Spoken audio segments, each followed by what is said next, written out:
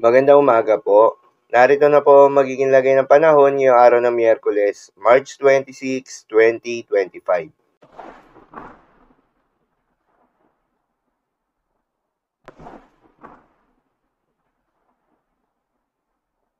Sa kasalukuyan at ayon sa pag-asa, isang low pressure area ang nabuo at binabantayan ngayon sa loob ng Philippine Area of Responsibility.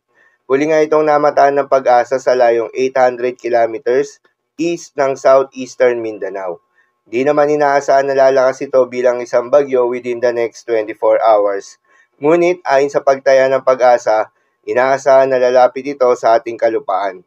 Sa ngayon nga, ang nasabing low pressure area ay asahan na magdadala ng maulap na kalangitan na may kalat-kalat na mga pagulan at thunderstorms sa may Mindanao at Southern Visayas.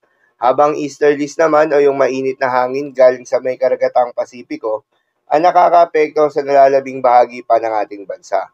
Dahil dito ay asahan naman yung mainit at malinsangan na panahon, generally fair weather conditions sa malaking bahagi ng ating bansa, maliban lamang sa mga panandaliang buhos ng ulan lalo na sa hapon o sa gabi.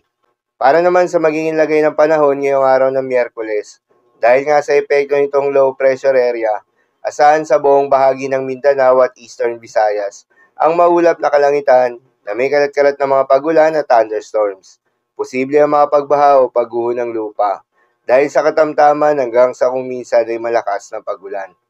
Habang sa Metro Manila at nalalabing bahagi ng ating bansa, ay asahan naman yung bahagyang maulap hanggang sa maulap na kalangitan na may kalat-kalat na mga pagulan o thunderstorms na dulot ng easterlies. Posible rin na mga pagbaha o pagguho ng lupa during severe thunderstorms. Madalas, nabobo ang mga thunderstorms na ito tuwing hapon o gabi na nagtatagal ng 1 hanggang 2 oras. Kaya naman ingat sa mga posibleng banta ng pagbaha at pagguho ng lupa, lalong-lalo na sa mga lugar na inuulan na noong mga nakaraang araw pa. Para naman sa magiging lagay ng mga dagat baybayin, ayon sa pag-asa ay wala tayong nakataas na gale warning sa anumang seaboards ng ating bansa.